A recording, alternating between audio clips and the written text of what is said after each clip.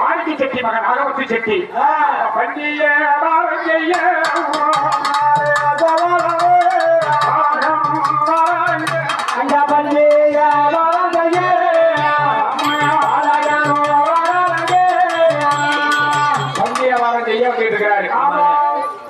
அப்பேற்பட்ட வேலையில்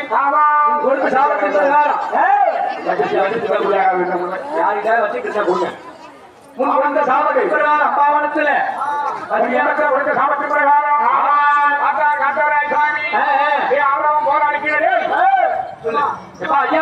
நதிகால பேய பேசாத தெரியல என்ன பார்த்து ஆறாவன் போறது கேக்குது நீ பேய பேசாதா இருக்குமோ சாமி இவனுக்கு தெரியாம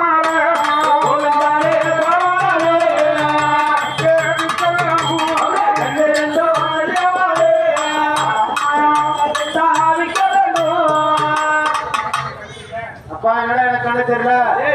என் கண்ணை திறந்துற கண்ணை நான் திறந்து விடுறேன் சரி எனக்கு உயரமான மரத்துல உட்காந்துருக்கிறேன் சரி ஒரு கொட்டாரத்துல தண்ணியும்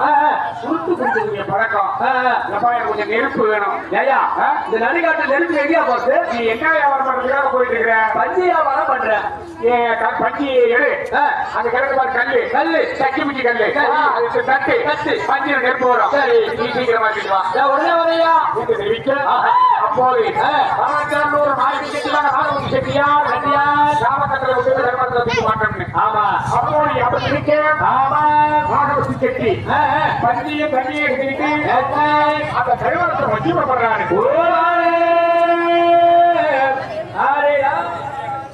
அவர்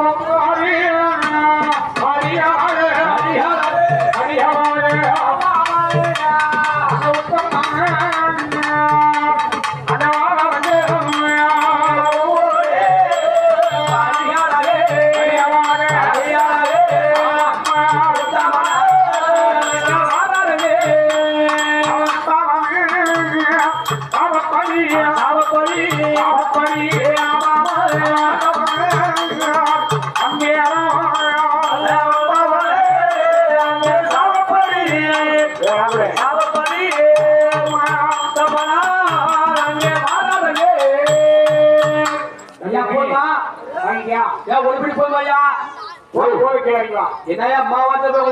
இடுப்புல குத்துது அந்த சேவை கோழியா